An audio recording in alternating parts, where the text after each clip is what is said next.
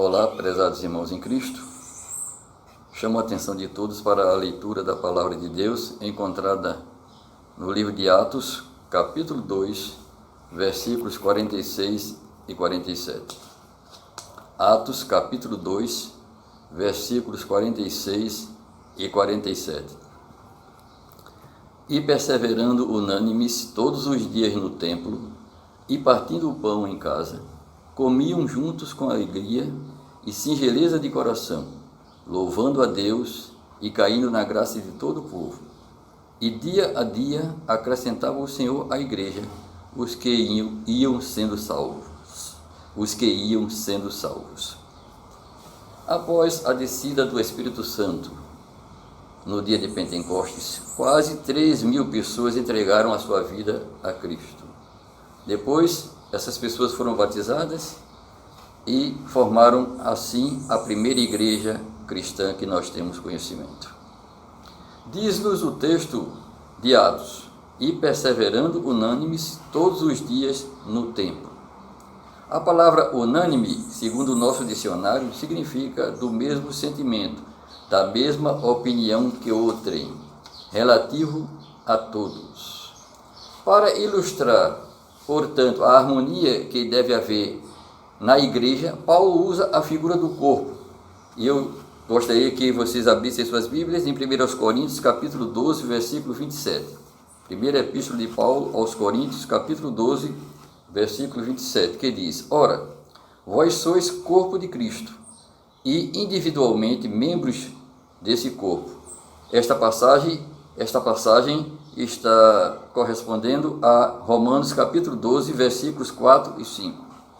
Portanto, meus amados irmãos, a diversidade dos muitos membros que há num corpo é uma ilustração.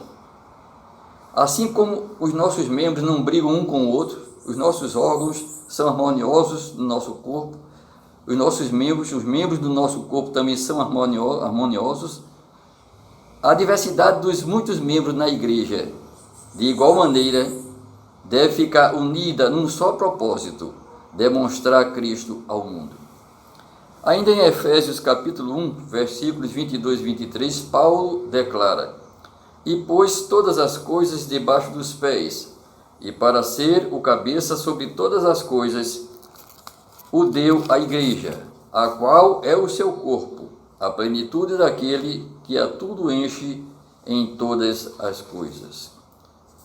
O comentarista bíblico chamado William MacDonald ensina que nenhum relacionamento pode ser mais estreito, mais íntimo do que o que existe entre a cabeça e o corpo. Portanto, a igreja só poderá exercer bem as suas tarefas.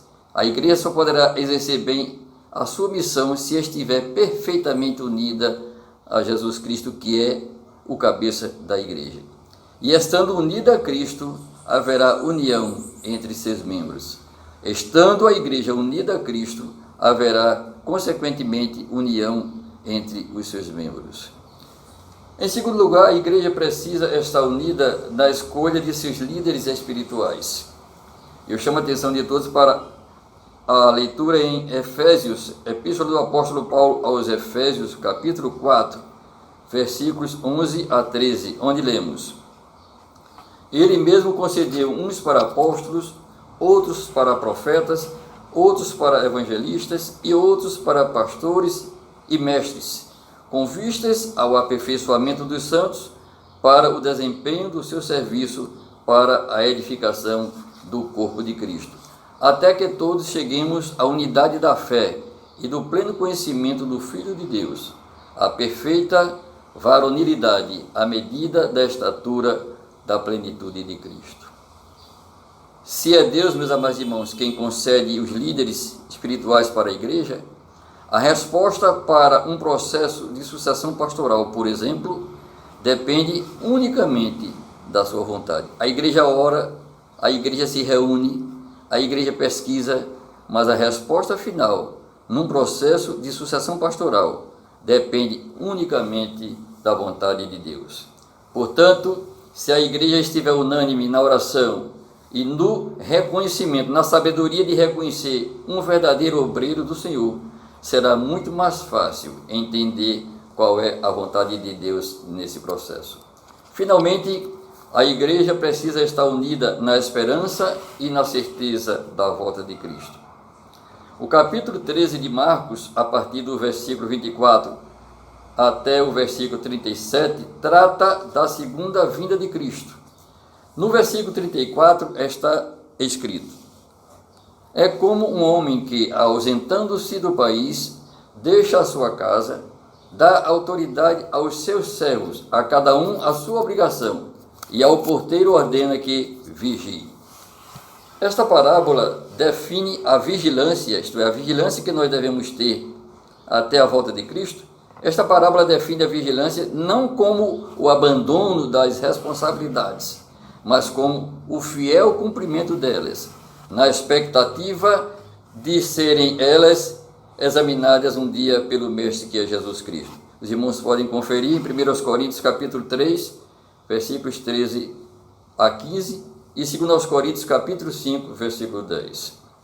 Alguns estudiosos da Bíblia entendem que a expressão os últimos dias abrange todo o período entre a ascensão de Cristo e a sua volta gloriosa. Assim, já estaríamos avançando na reta final do seu retorno, embora não saibamos com exatidão quando isso ocorrerá. Assim, meus amados irmãos, a conclusão que nós tiramos dessa rápida reflexão é que esta igreja continue unida no cumprimento da sua missão, que ela seja unânime também na oração e no processo de sucessão pastoral.